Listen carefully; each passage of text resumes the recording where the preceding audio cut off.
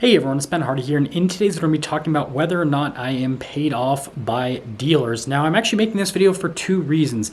The main reason is because I didn't want to have to do the research associated with making a real video today because, well, I'm lazy today. And the second reason is because I've made a couple videos this year talking about direct-to-consumer sales, and I've talked about the benefits and the downsides. And because I mention any downsides, a lot of people automatically comment, Ben, you're just paid off by dealers. That's why you're saying that there are any downsides to direct-to-consumer sales. So that's where we're going to dive into that in today's video.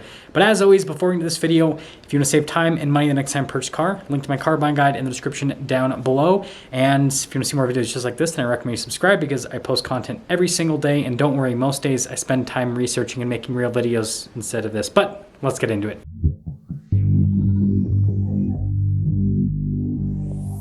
Now, to give you the short answer, no, I'm not paid off by dealers, and that is completely on purpose.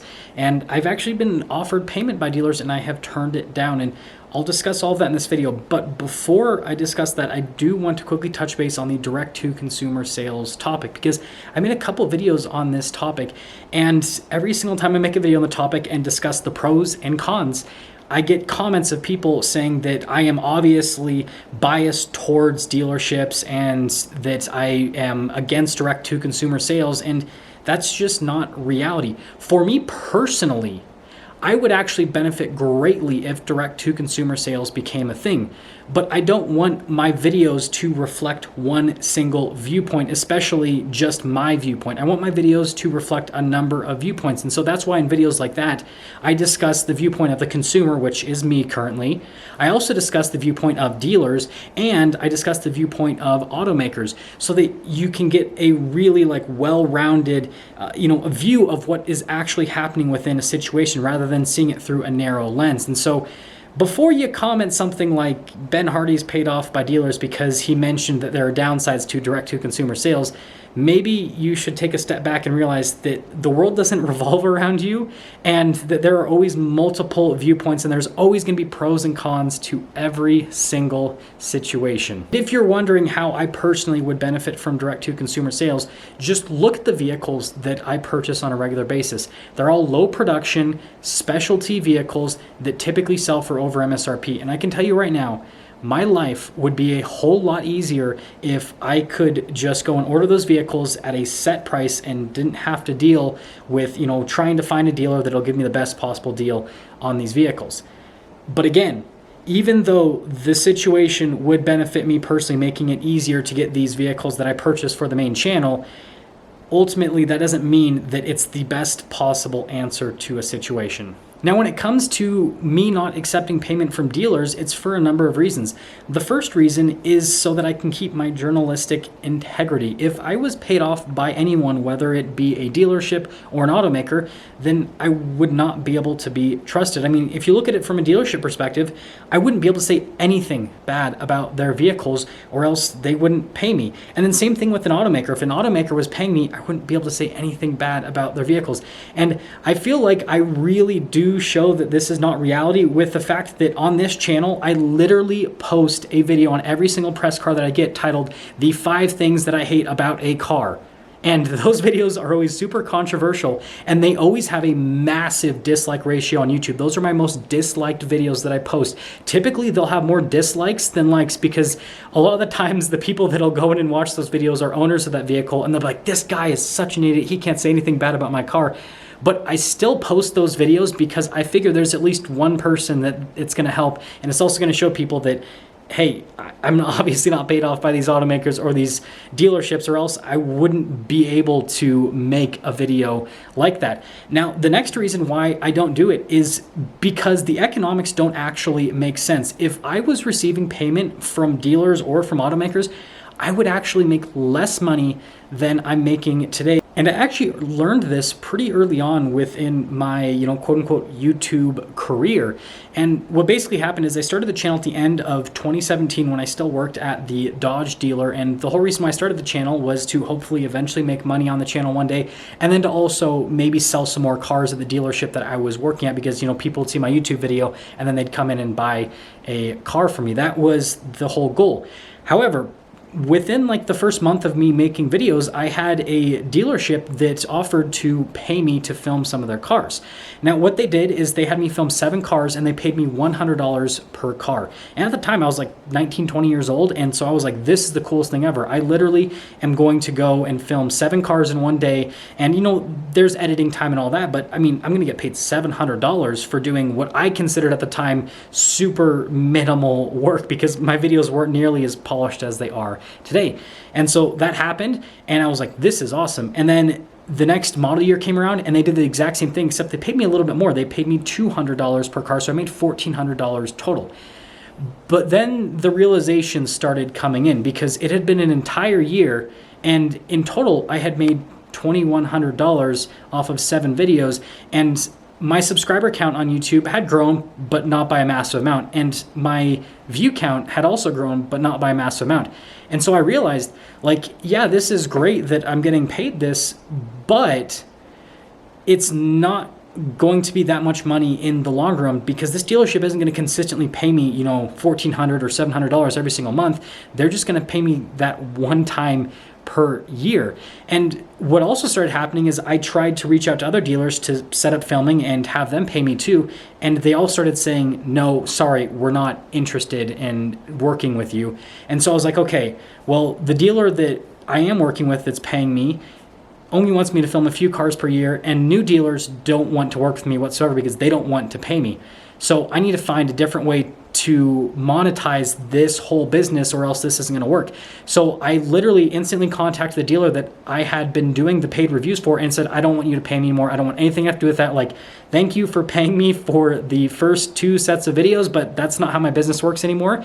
And so I completely went to a free model for every single dealership. And again, it was just one dealership that paid me at the beginning of the channel. And it made the channel grow by such a massive amount, because what happened is then all of these dealers were like, oh, wow, this guy's giving us, you know, free advertising, so we're going to have him film more and more cars. So then I started filming more and more cars as time went on, and then the subscribers grew, and then the views grew, and next thing you know, I was making substantially more money than if I had tried that paid model. And I've done the math several times, and I'll just be transparent with you guys on the channel. If I had stuck with that paid model, and let's say that I convinced all 40 or so dealers that I film for on the main channel to pay me for those videos, and you know, let's be real here, they really wouldn't pay more than $100 to maybe $300 per video. And if you're wondering why they wouldn't go above that range, at the end of the day, it's a YouTube video that goes to a national and international audience. It's not, you know, as, you know, I guess regionally direct is what they would prefer when it comes to paying for advertising, i.e., you know, in their city or in their state. But anyways, if all of those dealers, let's say that they let me film, you know, 5 to 7 cars per year and paid me that amount, I would make maybe $50,000 per year, which is not bad at all, but you can make a whole lot more money on YouTube. So again, it's not good when it comes to journalistic integrity, and the economics don't make any sense. So at this point, you might say, well, you're still kind of paid off, because if you didn't have access to dealer cars, then you wouldn't have a channel. And for me to grow the channel to the point that it's at, that is definitely true. But at this point, I don't need dealerships to get access to cars, because I get access to cars through automakers. And if I really didn't want to deal with dealerships anymore, I wouldn't have to. I could just basically go to all of the automaker events that you see all the other journalists go to. I mean, whenever you see those car reviews pop up on YouTube and it's the same exact car posted by a bunch of different outlets, that's an event, and I could go to those events.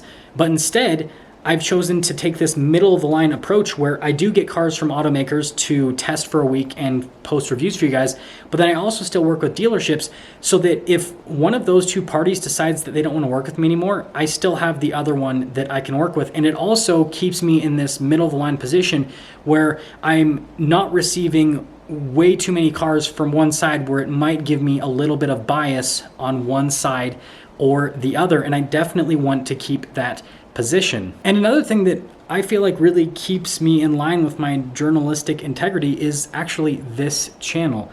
You see, at this point, this second channel, which is just videos made from home, makes enough money to pay for all of my living expenses. And so what that means is, if for some reason I was completely canceled out of the car review world, like automakers and dealerships didn't want to work with me anymore, I could still pay all of my bills because I don't live a crazy lavish lifestyle. And so I don't have any incentive to, basically kneel down to dealerships or to automakers because I can still make a paycheck without them. So to summarize, I'm going to continue to cover every single viewpoint in a situation within the car industry because I don't want my channel to be this polarized one viewpoint channel. There are plenty of YouTube channels that are like that with car buying, and I don't want to be like the rest of the channels. I want to be able to show you guys the perspective of you as the car buyer, of the dealership, and then also the automakers, so then you can see everything that's actually happening. And I truly believe that this is going to help a lot of people out because then you're going to be like, oh, well, since now I know what's actually happening, I can now use this information to help me out with my next car purchase. And again, that's kind of the whole goal with those videos on this channel. And if you really want to know like the biggest incentive with this channel, it's frankly going to come down to the views, and the content that's going to get the most views on this channel is content that covers every single viewpoint. And you guys have proven that at this point, because when I make videos that cover every single viewpoint on a situation, they tend to get far more views than similar channels that make content that's just like mine, where they only cover one single viewpoint. And then on the car dealership and car manufacturer side of things, I'm incentivized to not be paid by them because I can make so much more money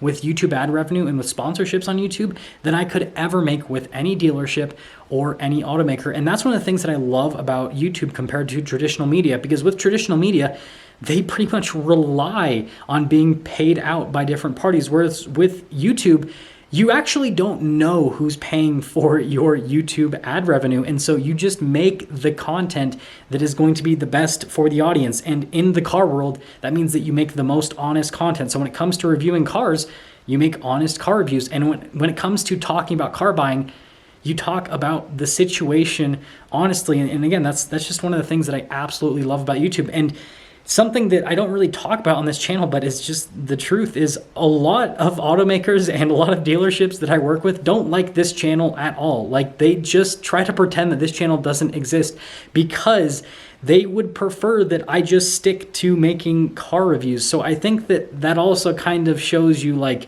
what I'm doing and what it actually means. And, I always think like, 20, 30 years from now, I'm going to look back and I'm going to be like, you know what?